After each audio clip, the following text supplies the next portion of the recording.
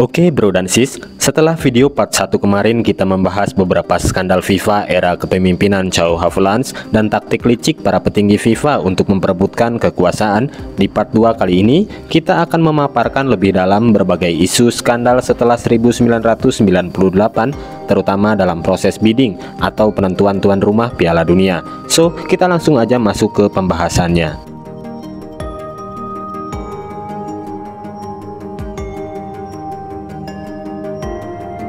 Kita mulai dari kota Paris, 2 hari setelah pemilihan, tepatnya pada gelaran FIFA World Cup 1998 di Paris. Tahun-tahun itu adalah puncak di mana FIFA menunjukkan taring kekuasaannya karena ada Piala Dunia, dan banyak negara berusaha keras ingin jadi tuan rumah event 4 tahunan itu.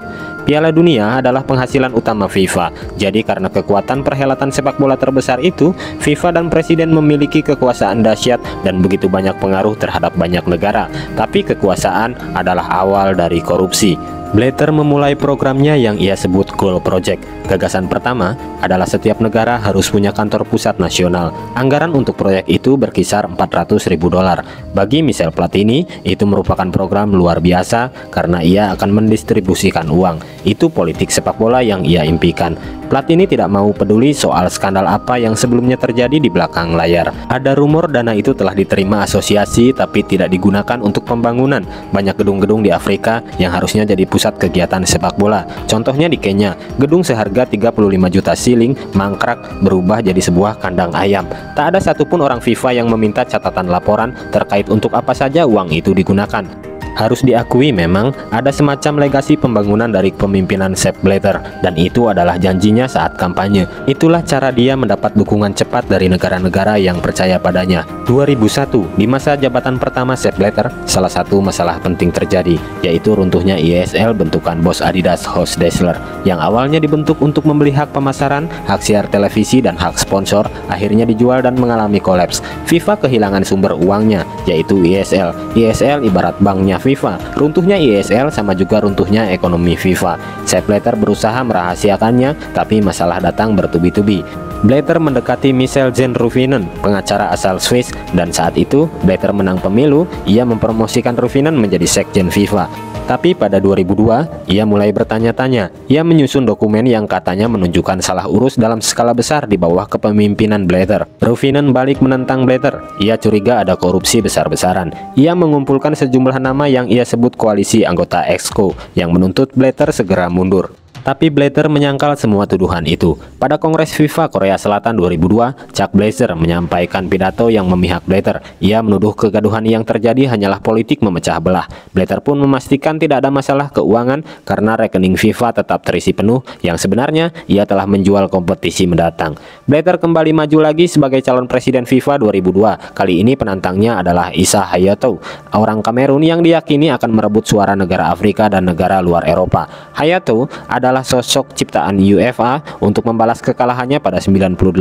Tapi tak bisa dipungkiri, Blatter terlalu kuat dan memiliki jaringan yang sangat luas. Ia pun kembali terpilih sebagai presiden. Ia menang telak dan langsung memecat Jan Ruffinen sebagai balas dendam.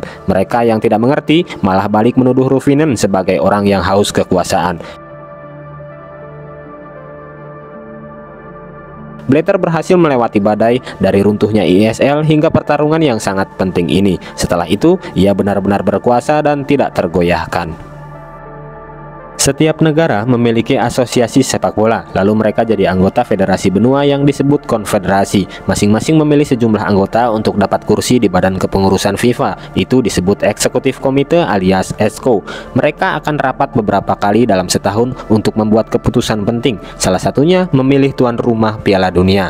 Mereka adalah puncak piramid kekuasaan dalam sepak bola. Isinya adalah orang-orang haus kekuasaan yang bisa berkhianat kapanpun. Tidak ada yang membahas sepak bola, yang mereka bahas hanya pertarungan politik dan bisnis. Jack Warner adalah contoh sempurna. Jack merangkak ke area puncak dengan kuasa dan otoritasnya yang sangat buas. Dia adalah EXCO paling berpengalaman, tapi kekurangannya di antara EXCO lain hanya negara asalnya lah yang belum pernah ikut Piala Dunia. Yap, Trinidad and Tobago. Jack berambisi penuh untuk itu. Alhasil impiannya itu dengan cepat terwujud. Entah bagaimana caranya, Trinidad and Tobago dipastikan lolos kualifikasi Piala Dunia di Bahrain dan akan tampil di Jerman Jerman pada 2006. Semua berkat kekuatan Jack Warner. Ia adalah dewa bagi sepak bola Trinidad, bahkan Karibia pada umumnya, karena semua keputusan terkait Caribbean football dibuat di kantor Jack Warner di Trinidad and Tobago. Setelah lolos ke Piala Dunia, mereka mulai membahas semuanya terkait bayaran pemain per laga di Piala Dunia, bonus kelolosan, dan lain-lain. Hal pertama yang diputuskan yaitu pembagian 70-30 untuk pendapatan komersial. Ofisial keberatan, tapi Jack menyetujuinya. Lalu soal bonus kelolosan yang diberikan FIFA, disanalah mulai ada kerumitan. Sebelum akhirnya disepakati pembagian 50-50 atau 50-50, dan Warner sepakat. Piala 2006 pun tiba. Trinidad Tobago memulai pertandingan paling bersejarah bagi mereka.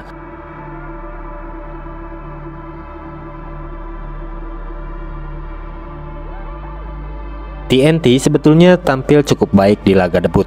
Masalah muncul ketika mereka mempertanyakan soal pembagian, dan setelah dicek lembar anggaran, tertulis setiap orang memiliki potongan 800 US dollar. Beberapa pemain pun marah dan hilang respect pada Jack. Bahkan di antara mereka ada yang di blacklist dari timnas walaupun mereka tampil baik di level klub. 8 tahun kemudian, pemerintah ikut menengahi. Negara mengeluarkan 1,3 juta dolar untuk para pesepak bola. Tapi masih ada 100 juta dolar, sekitar 15 juta US dollar yang benar-benar tidak ada kejelasan. Jack tak pernah bicara kemana larinya uang itu. Akibat kacaunya situasi saat ini, semua orang mengungkit perselisihan di masa lalu. Blatter banyak berjanji pada banyak orang, termasuk pada rakyat Afrika di kampanye pertamanya. Bahkan mundur jauh ke FIFA era Havelange, ia berjanji akan menentang apartheid. FIFA ingin menunggangi isu itu dengan menggait Nelson Mandela, superhero kebebasan Afrika saat itu. Blatter masih menjabat sebagai sekjen dan berpikir dirinya sebagai pembawa damai dan tokoh penting di luar dunia sepak bola, dengan cara menghadirkan Piala Dunia di sana. Hal itu baru bisa ia lakukan pada bidding untuk Piala Dunia 2010. Ada dua negara Afrika di sana, South Africa dan Maroko. Mereka saling bersaing. Maroko terus menjilat tamu-tamu FIFA, terutama Blazer dan Warner. Tapi Afrika Selatan rupanya berani membayar dalam jumlah besar untuk itu.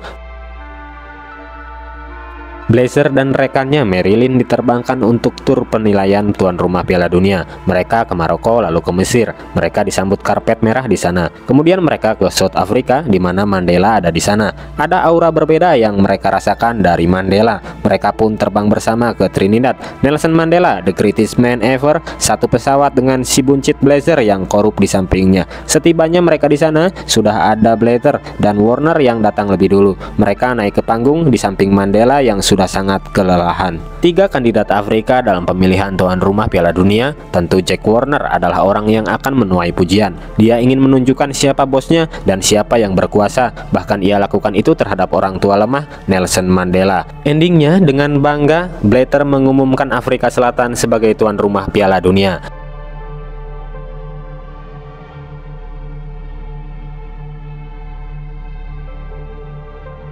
Saat Piala Dunia diadakan di Afrika, itu menjadi simbol besar tentang berakhirnya apartheid dan Afrika Selatan menunjukkan wajah barunya pada dunia.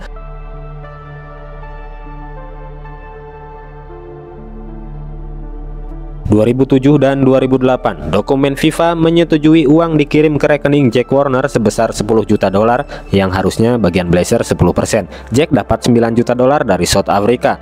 Ketika kita tahu orang yang terbiasa menerima suap 10 juta dolar yang katanya untuk pengembangan diaspora Afrika lenyap begitu saja. Itu bukan salah negara tuan rumah, itu salah orang-orang yang memutuskannya. Ini adalah kumpulan orang-orang berkuasa yang tak merasa punya tanggung jawab terhadap siapapun.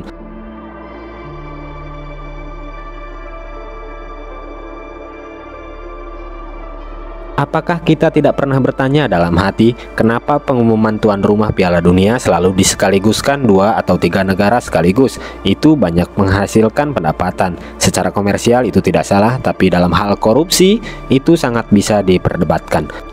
Next, Oktober 2010, 2 bulan sebelum pemungutan suara, harusnya ada 24 exco yang memberi suara, tapi saat itu hanya 22 orang saja. Tak lama, FIFA mengskor 2 anggota exco-nya, yaitu delegasi Nigeria dan Tahiti, yang dirumorkan coba menjual suaranya saat proses bidding. Mereka tak akan dilibatkan untuk bidding tuan rumah 2018 dan 2022. 2 Desember 2010, tuan rumah 2018 diputuskan digelar di negara Eropa, sedangkan 2022 akan diadakan di belahan dunia lain.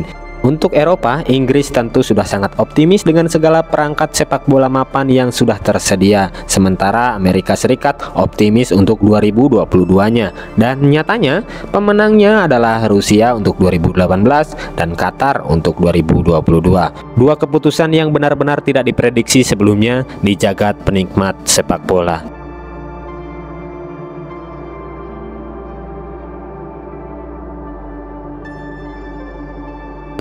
So, apa yang akan terjadi selanjutnya kita tunggu saja.